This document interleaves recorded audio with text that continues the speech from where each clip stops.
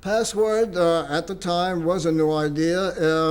It came from the fact, sort of a, I suppose, ironic thing that with all the talking going on between people, there was so much misunderstanding. Everybody is talking and nobody's understanding what the other guy is saying.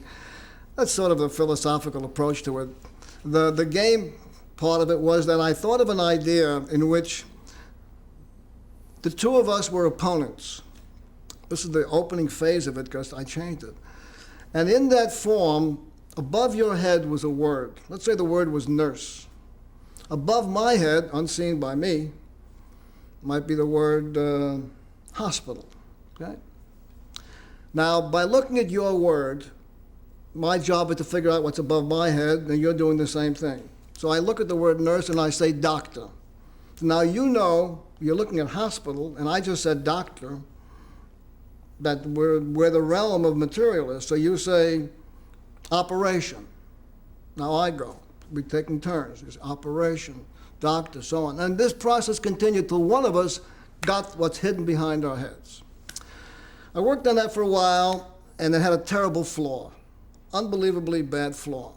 Because what if you, looking at the word doctor, said to me, yo-yo? There's no rule that says you can't do that. How do I make a rule that makes you say certain things within the context? You can't judge that.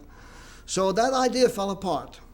And I kept messing around with it, and I realized at some point that since we couldn't do it as opponents, maybe we can do it as partners. And that sort of broke the problem we had. Because then, if you're looking at the word doctor, you just say to me, nurse.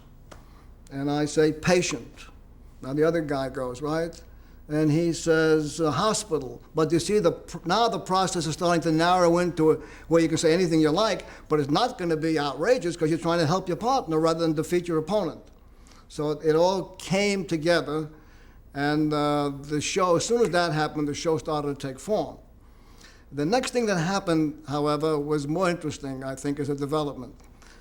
Up to that point, there had never been a television show where a celebrity and a civilian were partners in a common goal. Never been done. Nor was there a show ever, other than the panel show, which is strictly fun, where you tested the intelligence of a celebrity. They were not necessarily so anxious to get out there and perhaps make a fool of themselves. However, the celebrity idea came not because of glamour or entertainment, but we were sitting in a room doing run-throughs with 4 civilians. And I realized that if you saw it through a camera's eye, you would never see these 4 people together because you don't want to see them. You want to see the 2 people who are at the moment trying to get the password. But as you cut to the next team, them all being civilians, who knows what team you're looking at this point?